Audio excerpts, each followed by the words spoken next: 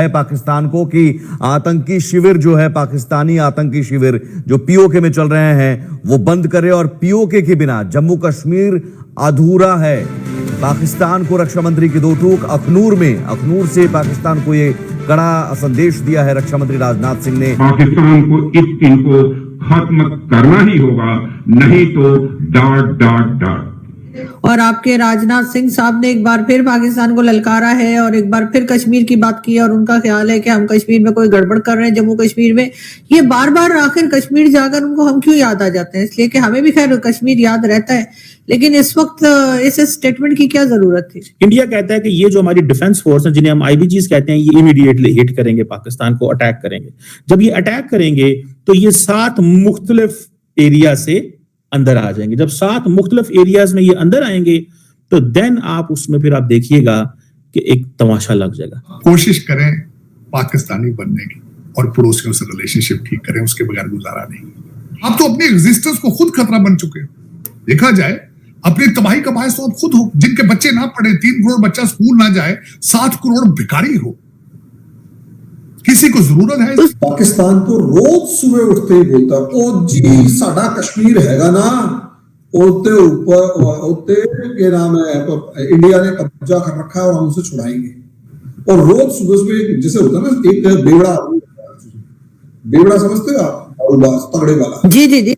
हम पाकिस्तान का बहुत सारा जो इलाका है या बहुत सारा एरिया जो है वो कैप्चर कर लेंगे और ये करेगी आईबीजीज, ये करेंगे। अच्छा, कोशिश करें पाकिस्तानी बनने की और पड़ोसियों से रिलेशनशिप ठीक करें, उसके बगैर गुजारा नहीं। जो भी कंट्री, मैं ये नहीं कह रहा हूं सिर्फ पाकिस्तान, जो भी कंट्री अपने पड़ोसियों के साथ रिलेशनशिप ठीक नहीं रखता, वो तरक्की नहीं कर सकता। आपने सबसे पहले घबराना नहीं है, बाहसियत कौम हम इसका मुकाबला करेंगे। इस वक्त बड़ी खबर यह है कि राजनाथ सिंह ने पाकिस्तान को चेतावनी दी है। उन्होंने कहा कि पाकिस्तान पीओके में आतंकवादी कैंप बंद करे और हम इस डिफेंस फोर्स को कहेंगे पाकिस्तान पे हमला कर दो। अच्छा, so for example, hypothetically speaking, on any odd day, किसी दिन इंडिया के किसी इंस्टॉलेशन पे कोई हमला होता है। एज इंडिया का मॉडल ये है, नॉन स्टेट एक्टर करते हैं। इंडिया कहता है कि ये जो हमारी डिफेंस फोर्स है, जिन्हें हम आईबीजीज कहते हैं, ये इमीडिएटली हिट करेंगे पाकिस्तान को, अटैक करेंगे। जब ये अटैक करेंगे तो ये 7 मुख्तलिफ एरिया से अंदर आ जाएंगे। जब 7 मुख्तलिफ एरियाज में ये अंदर आएंगे तो देन आप उसमें फिर आप देखिएगा कि एक तमाशा लग जाएगा। और फिर क्या होगा? फिर उन्होंने कहा जनाब फिर तो लॉटरी निकल आएगी। लॉटरी इस तरह निकलेगी कि जो जिसे कहते हैं ना कि पाकिस्तान के लिए मुश्किल होगा, पाकिस्तान तैयार नहीं होगा। और जब पाकिस्तान तैयार नहीं होगा तो हमारे पास वो कहते हैं कि 72 से 96 आवर की विंडो होगी। इस 72 से 96 आवर की विंडो के अंदर हम पाकिस्तान का बहुत सारा जो इलाका है या बहुत सारा एरिया जो है वो कैप्चर कर लेंगे और ये करेगी आईबीजीज, ये करेंगे। अच्छा, अब अगर if this that was the model, बाद में लेकिन इंडिया ने कहा जी कि नहीं, हमने ये ऐसी बात नहीं है, हमने नहीं मॉडल सोचा नहीं था, ये था वो था। उसके बाद फिर पाकिस्तान ने आई थिंक जो है एक शॉर्ट रेंज मिसाइल है नसर, वो इंट्रोड्यूस किया। That is a tactical nuclear weapon. वो इन्होंने इंट्रोड्यूस कराया और इंडिया ने कहा जी कि ये जो हम 72 से 96 आवर के इर्द गिर्द इन पाकिस्तान के को कैप्चर करेंगे, इससे पहले कि इंटरनेशनल कम्युनिटी बोले, इससे पहले कि दुनिया को पता चले कि क्या हो रहा है, इससे पहले कि क्या सिचुएशन बनती है, हम जब ये इलाका कैप्चर कर लेंगे और फिर हम निगोशिएटिंग टेबल पे आ जाएंगे। कहां पे आ जाएंगे? निगोशिएटिंग टेबल पे आ जाएंगे। और निगोशिएटिंग टेबल क्या होगा?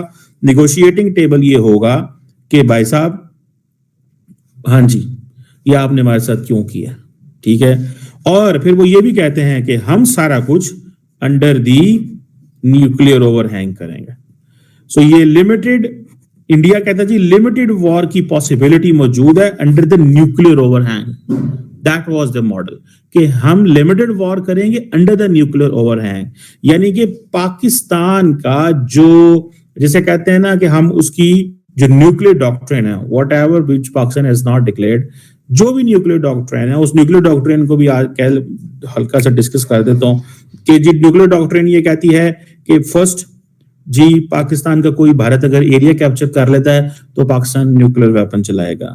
पाकिस्तान को politically and economically India destabilise करता है तो पाकिस्तान न्यूक्लियर वेपन चलाएगा। पाकिस्तान के कोई ऐसा जिसे कहते हैं ना फोर्सेस को हमला करता है और फोर्सेस को जिसे कहते हैं ना पकड़ लेता है या उसको शहीद कर देता है तो तब भी पाकिस्तान कहते हैं हम न्यूक्लियर चला देंगे। इसकी कोई पाकिस्तान के कभी किसी ऑफिशियल ने इसके ऊपर बात नहीं की, ना ये कहा। ये इंटरव्यू था, ये एक इटालियन जर्नलिस्ट को एक पाकिस्तानी ऑफिसर ने दिया था, उसी को मुख्तलिफ जगहों पे कोट किया, ये मुझे याद रह गया। लेकिन we have never heard and seen और known any nuclear doctrine of Pakistan, लेकिन ये सोचा जाता है कि इस तरह की चीज है। और आपके राजनाथ सिंह साहब ने एक बार फिर पाकिस्तान को ललकारा है और एक बार फिर कश्मीर की बात की है और उनका ख्याल है कि हम कश्मीर में कोई गड़बड़ कर रहे हैं, जम्मू कश्मीर में। ये बार बार आखिर कश्मीर जाकर उनको हम क्यों याद आ जाते हैं? इसलिए कि हमें भी खैर कश्मीर याद रहता है, लेकिन इस वक्त इस स्टेटमेंट की क्या जरूरत थी? आरजू जी, सबसे पहले तो आपके बोलने के तरीके से मुझे ऐसा लग रहा है कि हमें ज्यादा याद रहता है, आपको कम। तो मुझे ऐसा लगता है थोड़ा सा हमें इस चीज में ध्यान देना पड़ेगा कि किसको ज्यादा याद रहता है, पाकिस्तान को या इंडिया को। इंडिया वालों को कभी कभार पंगे लेने होते हैं तो एक आधी बार कश्मीर का राग अलाप देते हैं, बोल देते हैं कि हाँ जी पाकिस्तान वालों ने हमारे कश्मीर पे कब्जा कर रखा है, हमारे वाले उसी में खुश हो जाते हैं। पाकिस्तान तो रोज सुबह उठते ही बोलता है ओ जी साडा कश्मीर हैगा ना, ओते ऊपर ओते के नाम है इंडिया ने कब्जा कर रखा है और हम उसे छुड़ाएंगे। और रोज सुबह सुबह जैसे होता है ना एक बेवड़ा समझते हो आप, तगड़े वाला। जी जी जी, बिल्कुल बिल्कुल समझते हैं। जैसे हमारे यहाँ ठेके के ऊपर सुबह सुबह, जैसे हरियाणा के अंदर ठेके जो है वो सुबह सुबह पूरी रात 24 घंटे खुलती है। यानी कई बार तो ऐसा होता है कि ठेके वाला सुबह 6 बजे ठेका खोल के बैठ जाएगा और 12-1 बजे तक खुला रहेगा, उसके बाद वो शटर डाउन करके फिर भी बेच रहा होता है। तो उस दुकान के नॉर्मली उस ठेके के ऊपर दारू के सुबह सुबह 6 बजे शटर से खुलने से पहले भी कुछ लोग बैठे हुए होते हैं और जैसे ही 6 बजे खुलता है वहां पर आपको दिखेगा 5-7 लोग होते हैं, 1-2 होते हैं। जाते ही सबसे पहले बोतल खरीदेंगे और उसे पिएंगे, पूरा दिन घूमेंगे फिरेंगे, खाना पीना खाएंगे, जो भी करना होता करेंगे और शाम को एक पैक लगा के फिर दोबारा एक बोतल पी के दोबारा। मतलब उन्हें नशे में रहने की आदत होती है। लेकिन प्रॉब्लम ये है उस ऐसा आदमी जिसे नशे में रहने की आदत होती है वो सुबह से शाम तक दारू पी रहा है तो उस आदमी को सुबह उठते ही शराब चाहिए।